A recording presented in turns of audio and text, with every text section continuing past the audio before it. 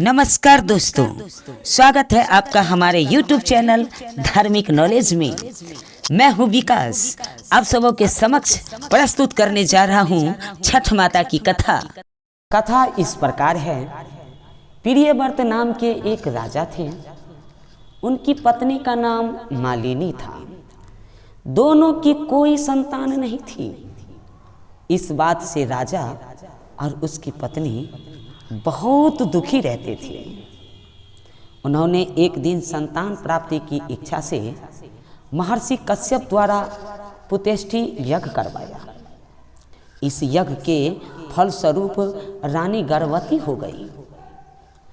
9 महीने बाद संतान सुख को प्राप्त करने का समय आया तो रानी को मरा हुआ पुत्र प्राप्त हुआ। इस बात का पता चलने पर राजा को बहुत दुख हुआ। संतान शोक में वह आत्महत्या का मन बना लिया। लेकिन जैसे ही राजा ने आत्महत्या करने की कोशिश की, उनके सामने एक सुंदर देवी प्रकट हुई। देवी ने राजा को कहा कि मैं खष्टी देवी हूँ, मैं लोगों को पुत्र का सौभाग्य प्रदान करती हूँ। इसके अलावा जो सच्चे भाव से मेरी पूजा करता है, मैं उसके सभी प्रकार के मनोरथ को पूर्ण कर देती हूँ। यदि तुम मेरी पूजा करोगे तो मैं तुम्हें पुत्र रत्न प्रदान करूँगी। देवी की बातों से प्रभावित होकर राजा ने उनकी आज्ञा का पालन किया।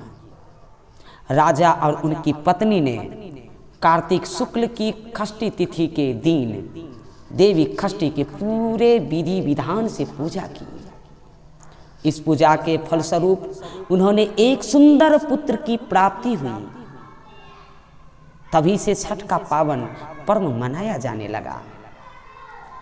छठ व्रत के संदर्भ में एक अन्य कथा के अनुसार जब पांडव अपना सारा राजपाट जुए में हार गए, तब द्रौपदी ने छठ व्रत रखा।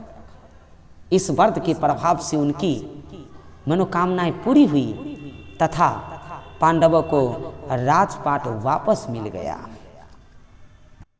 इस पवित्र व्रत को रखने से सुख और शांति की प्राप्ति होती है। यश, पुण्य और कीर्ति का उदय होता है। दुर्भाग्य समाप्त हो जाते हैं। निसंतान दंपति को संतान की प्राप्ति होती है। तो प्रेम से बोलिए जय छठी माँ।